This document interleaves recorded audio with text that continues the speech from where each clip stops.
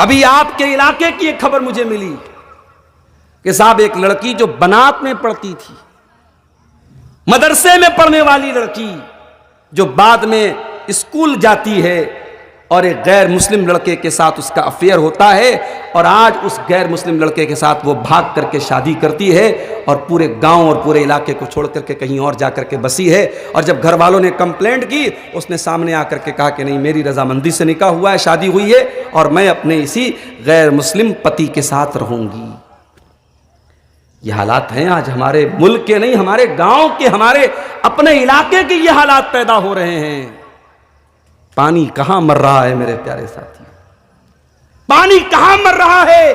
8-8 साल 10-10 साल बुखारी और मुस्लिम और तिरमिजी और हदीस की किताबें पढ़ने के बाद अगर हमारी लड़कियां और हमारी बेटियां अगर किसी के आई लव यू और प्यार के जाल में फंस करके अपने दीन और ईमान का सौदा करने के लिए तैयार हैं, तो इसका मतलब कि कहीं ना कहीं पानी मर रहा है, कहीं ना कहीं हमने रस्सी को बहुत ढीला छोड़ के रखा है, कहीं ना कहीं हमारी तरबियत और हमारी पकड़ में बहुत कमजोरी है मेरे साथी। माफ करना इंदरचक वालों, माफ करना इस इलाके की सरजमीन के लोगों, सिर्फ रात में साल में जलसे करा लेना और फैमिली के साथ जलसों में आकर के एक मेले ठेले की तरह शामिल हो जाना और रिश्तेदारों के घर में दावत खा लेना, इसको अगर आपने दीन समझ लिया है और दीन का तकाजा समझ लिया है, दैट इज नॉट इनफ, ये काफी नहीं है मेरे प्यारे साथियों। आपको दीन सीखना पड़ेगा और अपने बच्चों को सिखाना पड़ेगा। आपकी लड़की जवान हुई, आपने उसको ये तो बताया कि तुझे बुर्का पहनना है, नकाब पहनना है। लड़की घर से निकली, नकाब पहन करके निकली, आपने उसको ये शिक्षा दी, ये तालीम दी कि तू जवान हो गई, तुझे नकाब पहनना पड़ेगा। मगर इतना काफी नहीं है मेरे प्यारे साथी। आपको अपनी जवान लड़की को यह भी बताना पड़ेगा कि तू ये नकाब क्यों पहन रही है। दुनिया की करोड़ों औरतें, करोड़ों लड़कियां तो अपने जिस्म की नुमाइश कर रही हैं। नकाब तो बड़ी दूर की बात है, उनके बदन का कोई हिस्सा ऐसा नहीं जिसको दुनिया के मर्द लोग न देखते हो। सोशल मीडिया पर, इंटरनेट पर उसको घूर घूर के देखा न जाता हो। ऐ मुसलमान लड़की, तू अपने घर से पर्दे में क्यों निकल रही है, तू नकाब में क्यों निकल रही है। आप जब अपनी बच्ची को कुरान पढ़ाएंगे, कुरान का तर्जमा पढ़ाएंगे, आपकी बच्ची कुरान की आयत पढ़ेगी, या अय्युहन नबिय्यु कुल लिअज़वाजिका व बनातिका व निसाइल मुमिनीना युदनीना अलैहिन्ना मिन जलाबिबिहिन्ना। ऐ नबी, अपनी बेटियों से कह दीजिए, अपनी बीवियों से कह दीजिए, ऐ नबी तमाम मुसलमान औरतों से कह दीजिए, युदनीना अलैहिन्ना मिन जलाबिबिहिन्ना, कि जब वो अपने घर से निकला करें तो अपने ऊपर चादर डाल लें, अपने ऊपर नकाब डाल लें, अपने ऊपर बुर्का डाल लें। ज़ालिका अदना अन युरफ़ना फला युज़ैन। ये पर्दा दुनिया को बता देगा कि हम नकाब पहनने वाली लड़कियां हैं, हम बुर्का पहनने वाली लड़कियां हैं, हम हिजाब करने वाली लड़कियां हैं, हमको कोई छेड़ने की जरूरत न करे, हम इज्जतदार घरों की लड़कियां हैं, हमारी इज्जत के साथ कोई खेलने की कोशिश न करे। अल्लाह की कसम, लाखों लड़कियां अपने अपने महबूबों के साथ सड़कों पे घूमती हैं, आम बात है। मगर जब कोई नकाब पोश लड़की इस तरीके का कोई बेहुदा काम करती हुई नजर आती है तो दिल दुखता है मेरे प्यारे साथियों, दिल में तकलीफ होती है कि ये नकाब पहन करके ये काम कर रही है। इसलिए अपनी बहनों से कहना चाहूंगा, जब तुम घर से नकाब में निकला करो, चाहे तुम स्कूल जाती हो, कॉलेज जाती हो, बनात में पढ़ती हो, कहीं भी जाती हो, ऐ मुसलमान लड़कियों, जब तुम नकाब में निकला करो, जब तुम पर्दे में निकला करो, तो अपने नकाब को सिर्फ एक कपड़ा न समझना, उसको सिर्फ एक ड्रेस न समझना, वो तुम्हारे इस्लाम को पेश करता है। जब एक लड़की नकाब पहन करके निकलती है, दुनिया उसका नाम नहीं जानती, उसका नाम आयशा है, उसका नाम हफ्सा है, उसका नाम खदीजा है, उसका नाम सफिया है, दुनिया नहीं जानती। हाँ, दुनिया ये जानती है ये नकाब पहन करके आई है तो इसका मतलब मुसलमान लड़की है। ऐ नकाब पहनने वालियों, जब तुम कोई गलत काम करती हो, जब तुम कोई बेहुदा काम करती हो, जब तुम कोई नामुनासिब काम करती हो, दुनिया कहती है मुसलमान होकर के ऐसा काम करती है। ऐ मुसलमान बहनों, अपने नकाब की लाज रख लिया करना, अपने पर्दे की लाज रख लिया करना। अपनी बच्चियों को सिखाओ कि पर्दा इसलिए तुझे कराया जाता है कि मेरे नबी की तालीम है, औरत जवान हो गई, लड़की जवान हो गई तो उसके जिस्म को, उसके शरीर को किसी और को देखने की इजाजत नहीं है। और अगर दुनिया को यह लगता है कि साहब ये बड़ी पाबंदी है, बड़ी रिस्ट्रिक्शन है, बेंगलोर के एक आलिम दीन फ्लाइट में बैठे तो देखा कि फ्लाइट की जो पायलट है वो औरत है, औरत है, लेडी है, लड़की चला रही है हवाई जहाज। तो बेंगलोर के आलिम दीन थे मौलाना अब्दुल कदीर उमरी साहब, उनके साथ दूसरे अहले हदीस आलिम थे मौलाना अब्दुल अजीम उमरी मदनी साहब। तो मौलाना अब्दुल कदीर उमरी ने पूछा मौलाना अब्दुल अजीम साहब से कि मौलाना, लड़की पायलट है, हवाई जहाज चलाने वाली औरत है, कहीं ऐसा तो नहीं कि वाकई में हम अपनी औरतों पर अत्याचार कर रहे हैं? कहीं ऐसा तो नहीं कि अपनी औरतों को हम दुनिया की तालीम में आगे नहीं बढ़ने दे रहे, हमारी औरतें पायलट नहीं बन रही हैं? कहीं ऐसा तो नहीं कि वाकई में हम अत्याचार कर रहे अपनी औरतों के ऊपर? तो मौलाना अब्दुल अजीम मदनी ने बड़ा प्यारा जवाब दिया, कहा कि शेख मोहतरम, ये लड़की अगर पायलट नहीं बनेगी तो इसकी जगह कोई दूसरा मर्द बन जाएगा। ये पायलट बनी है, जरूरी नहीं था कि ये पायलट बनती, अगर ये ना बनती तो दूसरा कोई मर्द बन जाता, इसकी कमी को कोई मर्द पूरा कर सकता है।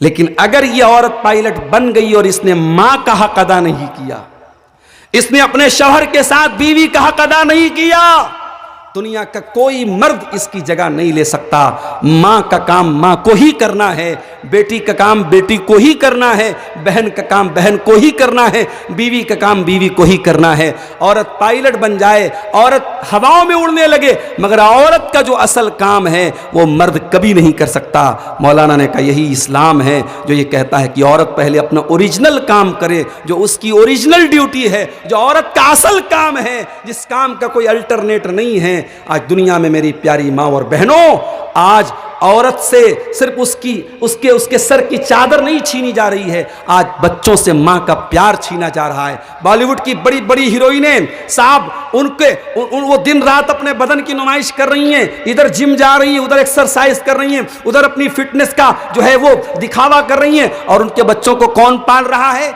बेबी केयर, बेबी टेकर, किसी को तनख्वाह पे रखा है उन्होंने, वो बेबी टेकर और बेबी केयर करने वाला वो उनके बच्चों को पाल रहा है। माफ करना मेरी प्यारी माँ और बहनों, बॉलीवुड की उन करोड़पति हीरोइनों से हमारे गांव की वो गरीब औरत अच्छी है, जो अपने बच्चे को अपना दूध पिलाती है, जो अपने बच्चे को अपना टाइम देती है, जो अपने बच्चे के गीले बिस्तर पे खुद सो जाती है।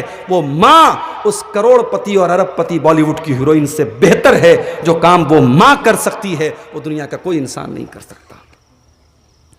इमाम अहमद इब्न हंबल रहमतुल्लाह अलैह खुद फरमाते हैं, मैं बहुत छोटा सा था, मेरे बाप का इंतकाल हो गया था, मैं यतीम हो गया था, मेरी माँ ने मुझको अकेले पाला था, मेरी माँ ने मुझको कुरान का हाफिज बनाया, मेरी माँ ने मुझको पूरा कुरान सिखाया। ओ इंदरचक वालों, जाओ जरा जायजा लेकर के बताओ कितने घरों में माँ अपने बच्चों को कुरान पढ़ाती हैं। मदरसे ने पढ़ा दिया तो कौन सा कमाल हो गया, असातिज़ा ने पढ़ा दिया तो कौन सा कमाल हो गया। अरे कमाल तो ये है जब माँ कुरान की हाफिजा हो और माँ अपने बच्चों को कुरान याद करा दे। अहमद इब्न हंबल कहते हैं, मेरी माँ ने मुझको कुरान का हाफिज बनाया। फजर की अजान होती थी, हय्या अलस सलाह की आवाज आती थी, मस्जिद मेरे घर से काफी दूर थी, मेरी माँ नकाब पहनती थी, मेरी उंगली पकड़ करके मस्जिद में लेकर के जाती थी, अपने लेडीज सेक्शन में चली जाती थी और मुझे मर्दों के सेक्शन में भेजती थी। पाबंदी से 5 टाइम की नमाज मेरी माँ मुझसे पढ़वाती थी। हो लोगों, ऐसी माँ की तरबियत मिली तो दुनिया को अहमद इब्न हंबल मिलते हैं, इतने बड़े इमाम मिलते हैं। उन माओं की कमी को कोई पूरा नहीं कर सकता मेरे साथियों। एक सहाबी जिनका नाम फर्रुख था, अल्लाह के नबी के सहाबी, उनका नाम फर्रुख था। वो मैदान जिहाद में जा रहे थे, मैदान जंग में जा रहे थे। जाने के टाइम अपनी बीवी के पास आते हैं और 40,000 दिरहम अपनी बीवी को देते हुए कहते हैं, ऐ मेरी बीवी तू प्रेग्नेंट है, तुझे बच्चा होने वाला है, मुझे नहीं मालूम मैं जिंदा वापस लौटूंगा या नहीं लौटूंगा, अगर मैं ना लौट पाऊं तो ये 40,000 दिरहम बहुत बड़ी रकम है, मैं दे करके जा रहा हूं, मेरा बच्चा जो पैदा होगा उस बच्चे का ख्याल रखना और इस 40,000 रुपये का सही इस्तेमाल करना, इसको सही जगह खर्च करना। सहाबी ने बीवी को वसीयत की और मैदान जिहाद में चले गए। जंग खत्म हो गई, शहीदों की लाशें इकट्ठा की गई। उन शहीदों की लाशों में हजरत फर्रुख की लाश नहीं थी। जो लोग जिंदा बचकर के आए उनमें भी उनका कहीं अता पता नहीं था। कई साल तक बीवी ने इंतजार किया, शौहर का कोई अता पता नहीं, शौहर के बारे में कुछ मालूम नहीं। शौहर के जाने के कुछ दिनों के बाद हजरत फर्रुख की बीवी के घर में विलादत होती है, बच्चा होता है और मां अपने बच्चे का नाम बड़ी मोहब्बत से रबिया रखती है। बच्चा धीरे धीरे बड़ा होता है, बच्चा बाप के साये से महरूम है, बाप का कोई अता पता नहीं है। मां अपने उस बच्चे को बड़ी मेहनत से पढ़ाती है, लिखाती है, अल्लाह के नबी की हदीसों का आलिम बनाती है, नबी की हदीसों की मोहब्बत उसके सीने में भरती है। उस दौर के बड़े बड़े अइम्मा के पास भेजती है कि जा मेरे बच्चे, तुझे हदीस का हाफिज बनना है, तुझे हदीस का आलिम बनना है, तुझे बहुत बड़ा आलिम बनना है। अपने बेटे के ऊपर बहुत पैसा खर्च करती है और उसको अपने दौर का बहुत बड़ा आलिम बना देती है वो माँ। इतने बड़े आलिम बन जाते हैं उनके बेटे रबिया कि जब रबिया इंतकाल करते हैं तो इमाम मालिक रहमतुल्लाह अलैह जैसा इंसान कहता है, आज से कुरान और हदीस का इल्म दुनिया से चला गया। उन इमाम रबियतुर राय, उनका नाम रबियतुर राय पड़ गया। वो जब कोई राय देते थे इतनी भारी और इतनी वजनदार उनकी बात होती थी कि उनका नाम ही पड़ गया इमाम रबियतुर राय। इतने बड़े मकाम और पोजीशन पर वो लड़का पहुंच गया। जब वो लड़का जवान हुआ, उसके बाप हजरत फर्रुख रजी अल्लाह ताला अन्हु, जो अभी इंतकाल नहीं जिनका हुआ था, जो अभी जिंदा थे, लापता हो गए थे, वो किसी तरीके से दुश्मन के पास चले गए थे। जान बचा करके कई सालों के बाद जब वापस मदीना आए, मदीना आने के बाद अपने घर आए, घर का दरवाजा खटखटाया, दरवाजा एक जवान इंसान ने खोला। हजरत फर्रुख अपने घर में दाखिल होने लगे। जवान लड़के ने पूछा, कहाँ जा रहे हैं आप? कहा ये मेरा घर है, अपने घर में जा रहा हूं। रबिया ने कहा कि ये आपका घर कैसे हो सकता है, ये घर तो मेरा और मेरी मां का है। अभी बाप बेटे में ये बातें चल रही थी, अंदर से मां ने अपने शौहर की आवाज को सुन लिया। हाय हाय, 20 बरस के बाद ये मंजर देखने को मिला कि अपने शौहर को जिंदा देख रही है। अपने ऊपर कंट्रोल न रहा, शौहर और बीवी ने एक दूसरे को गले लगाया, बड़ी देर तक रोते रहे। फिर बीवी कहने लगी, ऐ मेरे सरताज, ये जवान लड़का जो खड़ा है ये कोई और नहीं, ये आपका बेटा है। हजरत फर्रुख अपने जवान बेटे को गले लगा करके खूब रोए। जिस बेटे के पैदा होने के पहले चले गए थे, आज वो बेटा जवान हो चुका था, 20 साल का कड़ियल जवान हो चुका था। बाप बेटे बड़ी देर तक गले में लग करके रोते रहे। रात हुई, हजरत फर्रुख ने खाना खाया, मियाँ बीवी बिस्तर पे सोए। हजरत फर्रुख ने बीवी से पूछा कि ऐ मेरी बीवी, मैं तो बहुत दिनों से लापता हूं, मैं तुमसे पूछना चाहता हूं, वो 40,000 दिरहम मैंने तुमको अमानत के तौर पे दिया था, तुमने उन 40,000 दिरहमों का क्या किया? बीवी कहती है, मेरे शौहर है, मेरे सरताज, आप फिक्र न करें, मैं उसका पूरा हिसाब और ब्यौरा आपको देने को तैयार हूं, मगर सुबह का इंतजार कीजिए, सुबह मस्जिद में चलिएगा, मैं वहां पर आपको हिसाब दूंगी। सुबह होती है, मस्जिद के अंदर हजरत रबिया रजी अल्लाह ताला अन्हु हदीस पढ़ा रहे हैं। सैकड़ों तलबा, कोई बसरा से आया है, कोई कूफा से आया है, कोई दिमश्क से आया है, कोई मक्का से आया है, कोई यमन से आया है, सैकड़ों स्टूडेंट्स हैं और वो हदीस पढ़ रहे हैं। और पढ़ाने वाला कौन है? हजरत रबियतुर राय रहमतुल्लाहि अलैह, जो बहुत बड़े आलिम थे, बहुत बड़े मुहद्दिस थे, वो उनको हदीस पढ़ा रहे थे। हजरत फर्रुख की बीवी उनके पास आई, कहा है मेरे सरताज, चलिए मस्जिद में चलते हैं, मैं वहां पर आपको 40,000 दिरहमों का हिसाब दूंगी।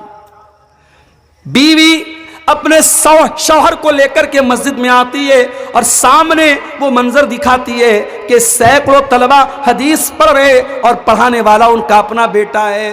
हजरत फर्रुख ये मंजर देख करके रोने लगते हैं, कहते हैं मेरी बीवी यही तो वो मंजर है जिसके लिए मैंने कई मरतबा अल्लाह से दुआएं की थी। मैंने मैदान जिहाद में दुआएं की थी, अल्लाह मुझे ऐसा बेटा दे देना जो तेरे नबी की हदीसों का आलिम हो, जो हदीस को सीखता हो सिखाता हो। ऐ मेरी बीवी मेरा वो ख्वाब आज पूरा हो गया, मेरी वो तमन्ना आज पूरी हो गई, मेरी वो दुआ अल्लाह ने कबूल कर ली। आज अपने बेटे को इस मकाम पे देख करके मैं बहुत खुश हूँ, मैं बहुत बाग हूँ। बीवी ने कहा है मेरे सरताज आपके वो 40,000 दिरहम इसी बेटे को इस मकाम तक पहुँचाने के लिए मैंने खर्च किए थे। अगर आपको लगता है मैंने गलत जगह खर्च किए थे तो आप मुझे सजा दे दीजिए। वो 40,000 दिरहम अपने इसी बेटे की तालीम और तरबियत पर मैंने खर्च किए थे।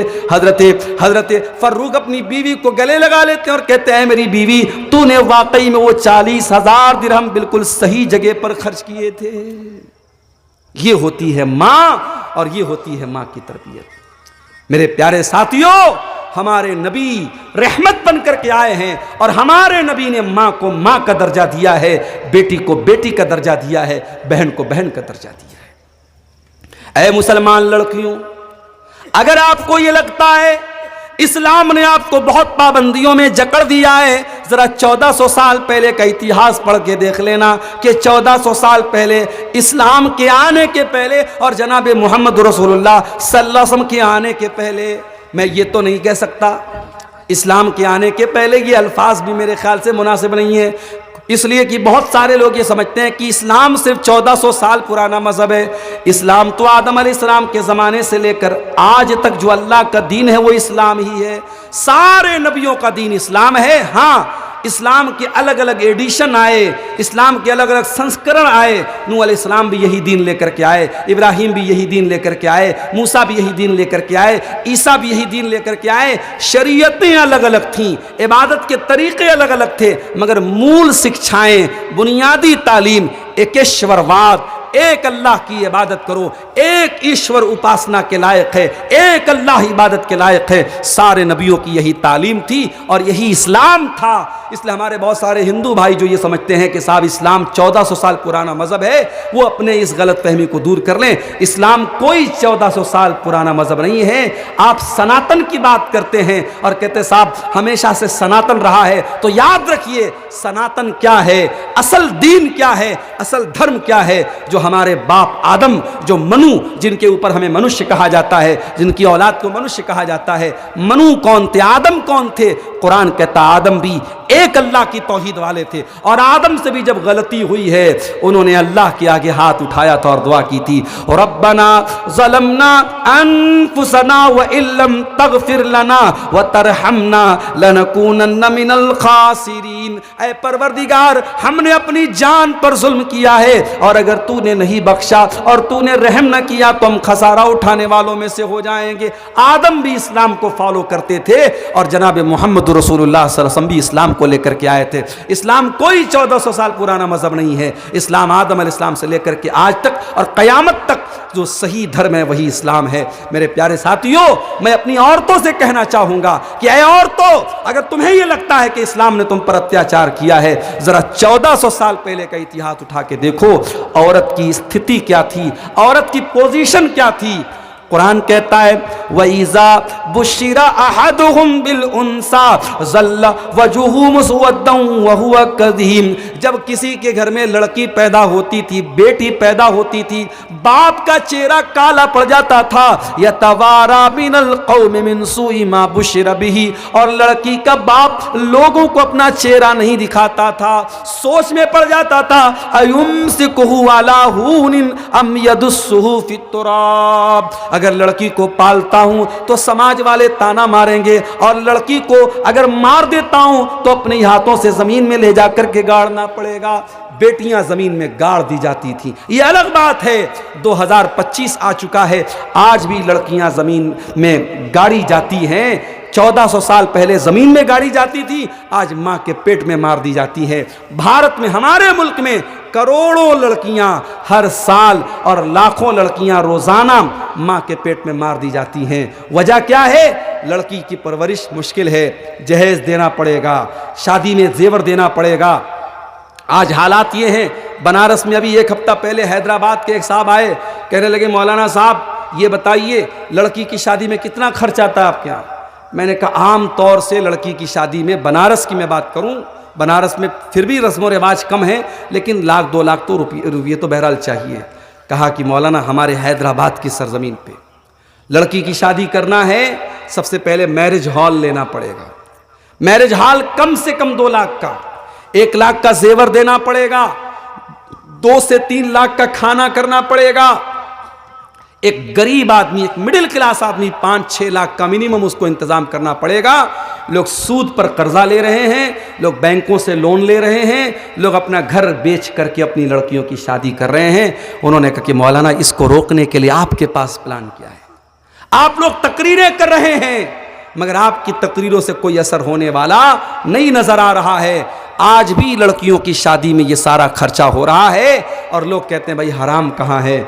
ठीक है, नबी के दौर में लड़की की शादी पे दावत नहीं हुई, क्या लड़की की शादी की दावत हराम है? हराम तो नहीं है, जब हराम नहीं तो हम कर रहे हैं। मेरे प्यारे साथियों, जरूरी नहीं है कि हम हर चीज को हराम और हलाल के एंगल से देखें। ठीक है, लड़की का बाप अपनी खुशी से दावत दे रहा है, हम हराम नहीं कह सकते, कोई मुफ्ती इसको डायरेक्ट हराम नहीं बोलेगा, मगर आप इसका इनकार तो नहीं कर सकते कि नबी के दौर में इसका चलन नहीं था। नबी के दौर में कोई बारात का चलन नहीं था, नबी के दौर में कोई हल्दी की रस्म नहीं थी, नबी के दौर में कोई मंगनी की रस्म नहीं थी। नबी के दौर में ताकत हो या ना हो, सिर्फ सोसाइटी में नाक को बचाने के लिए महंगे महंगे जेवरात। आज सोने का दाम आप देखिए लाख के करीब चल रहा है, और लड़की चाहे गरीब की हो चाहे अमीर की हो, इतना जेवर हमें देना पड़ेगा। ये क्यों आपने अपने ऊपर एक बोझ डाल के रखा है मेरे प्यारे साथियों? और अफसोस तो तब होता है जब इन गरीब लड़कियों के घर में शादी करने वाला लड़का, जो खुद भी बहुत गरीब होता है, उसका बाप मूंछों पे ताव दे के कहता है कि साहब हम 50 लोगों से, 100 लोगों से, 200 लोगों से बारात लेके आएंगे। उसे मालूम है लड़की का बाप बड़ी मुश्किल से रिक्शा चलाता है, ताली चलाता है, मजदूरी करता है, बड़ी मुश्किल से पेट भरता है। उसको मालूम है लड़की के घर वालों की हैसियत, उसके बावजूद वो मूंछों पे ताव दे के कहता है हमारे 100 बाराती आएंगे, उनका अच्छा नाश्ते पानी का इंतजाम कर देना, उनको खिला देना। ये बेगैरती क्यों हो रही है मेरे प्यारे साथियों? और आज लड़की के बाप को ज़कात मांगनी पड़ रही है। मैं गरीब आदमी हूं, मुझे लड़की की शादी करना है, वो लोगों के सामने हाथ फैला करके भीख मांगता है, तब उसकी लड़की की शादी होती है। और ये मसला सिर्फ झारखंड का नहीं है, सिर्फ साहिबगंज का नहीं है, सिर्फ गोड्डा का नहीं है, ये पूरे देश का, पूरे मुल्क का मसला बना हुआ है। कहीं कम है, कहीं ज्यादा है। मेरे प्यारे साथियों, ये वो चीजें हैं जिसने लड़की की पैदाइश को मुश्किल बना दिया है। अच्छे अच्छे दीनदार घरों में भी हम देखते हैं, लड़का पैदा हुआ तो खुशी नजर आती है, लड़की पैदा हुई तो उदासी नजर आती है। नहीं मेरे प्यारे साथियों, मेरे नबी ने जो रहमतल लिल आलमीन थे, मेरे नबी रहमत बन करके आए, मेरे नबी ने कभी लड़की की पैदाइश पर उदासी का हुक्म नहीं दिया। आपने तो यहां तक फरमाया मन आला जारियतैन हत्ता तबलुगा जा यौमल क़ियामत याना वहुवा कहातैन। आपने अपनी दोनों उंगलियों से इशारा करके फरमाया 2 लड़कियों को पालने वाला, 2 लड़कियों का बाप क़यामत के दिन इस हाल में आएगा। जिस तरीके से ये दोनों उंगलियां एक दूसरे से मिली हुई हैं, वो अपने नबी के साथ क़यामत के दिन आएगा। ओ लड़की वालों, ओ बेटी वालों, तुम खुश नसीब हो, अल्लाह ने तुमको जन्नत में जाने का टिकट दे दिया है। अल्लाह के नबी फरमाते हैं मनिब्तुलिया मिन हाज़िहिल बनाति शैअन कुन्न लहू सित्रम मिनन नार। जिसको अल्लाह ताला बेटी देकर के आजमाए, जिसका इम्तिहान अल्लाह ताला बेटी देकर के लेता है और इस इम्तिहान में वो खरा उतर जाता है, कुन्न लहू सित्रम मिनन नार, वो बेटियां अपने माँ बाप को जहन्नम की आग से बचाने का काम करती हैं। मेरे भाइयों, बेटी को अच्छी तालीम दो, अच्छी तरबियत दो, हया वाली बना दो, शर्म वाली बना दो, गैरत वाली बना दो। अपनी लड़की को ऐसा बना दो उसके सर का दुपट्टा कोई छीन ना पाए। अपनी बेटी को ऐसा बना दो प्यार और मोहब्बत के नाम पर कोई उसका कदम ना बहका पाए। अच्छी तालीम दोगे, अच्छी तरबियत दोगे, ये बेटियां जहन्नम की आग से बचाने का काम आपको करेंगी। वमा अरसलनाका इल्ला रहमतल लिल आलमीन। ऐ नबी, हमने आपको सारी कायनात के लिए रहमत बना करके भेजा। हमारे नबी औरतों के लिए भी रहमत बन करके आए। यही औरत जब निकाह करके आप अपने घर में बीवी की हैसियत से लाते हैं, कुरान कहता है हुन्ना लिबासुल लकुम व अंतुम लिबासुल लहुन्ना। ऐ मर्दो, जिन औरतों से तुमने निकाह किया है ये औरतें तुम्हारे लिबास का दर्जा रखती हैं। जिस तरीके से लिबास तुम्हारी बॉडी से लगा हुआ है, तुम्हारे शरीर से लगा हुआ है, ये औरतें तुम्हारी ज़िंदगी का पार्ट हैं, तुम्हारी ज़िंदगी का हिस्सा हैं, तुम्हारे जीवन का हिस्सा हैं। इन औरतों के साथ प्यार और मोहब्बत से पेश आना। कुरान कहता है व मिन आयातिही अन खलक लकुम मिन अनफुसिकुम अज़वाजन लितस्कुनु इलैहा। ऐ मेरे बंदो, अल्लाह की निशानियों में से एक निशानी ये भी है कि उसने तुम्हारी बीवियों को बनाया ताकि तुम उनसे सुकून हासिल करो। वजाल बैनकुम मवद्दतम व रहमा, और अल्लाह ने मियाँ बीवी के बीच में मोहब्बत और रहमत पैदा कर दी है। अजान हो रही है, फजर की अजान होने लगी मेरे प्यारे साथियों। मैं यहीं से अपनी बात को ख़त्म करता हूँ। नमाज का टाइम है, अजान हो रही है, आप लोग नमाज पढ़ के ही अपने घरों को जाइएगा। माँ और बहनों से भी कहूँगा कि नमाज पढ़ के ही आप जो है सोइएगा। ये 2-3 सवाल आए हैं, मुख्तसर में जवाब सुन लीजिए। किसी का शौहर इंतकाल कर जाता है तो शौहर और बीवी के रिश्तेदार उस शौहर की जो बीवी है उसको नया कपड़ा देते हैं, तो क्या ये कुरान और हदीस की रोशनी में सही है या नहीं? बिल्कुल ये गलत है, ये रस्म है जिसको लोगों ने बनाया है। और फिर वही बात आती है, इस तरीके की रस्में समाज में जब चलने लगती हैं तो फिर वो ज़रूरी बन जाती हैं, समाज का एक हिस्सा बन जाती हैं, उसको जो है वो कंपलसरी लोग समझने लगते हैं। इसलिए इस तरीके की रस्मों से बचिए, चाहे शादी का मसला हो, चाहे मैयत का मसला हो। जो चीज़ें कुरान हदीस से साबित नहीं हैं उसको आप शरीयत का दर्जा मत दीजिए। अल्लाह ताला हमें नेक अमल, अच्छी समझ की तौफीक अता फरमाए। रब्बुल आलमीन हमें दीन पर चलने वाला बनाए। जिस तरीके से आज का प्रोग्राम आप लोगों ने सुकून के साथ, सब्र के साथ सुना है, आने वाली रात में भी हमें सब्र सुकून के साथ अल्लाह प्रोग्राम में शामिल होने, उलमा के बयानात को सुनने और अमल करने की तौफीक अता फरमाए। आमीन व आखिर दावाना अनिल हम्दुलिल्लाहि रब्बिल आलमीन। वस्सलामु अलैकुम व रहमतुल्लाहि व बरकातुहू।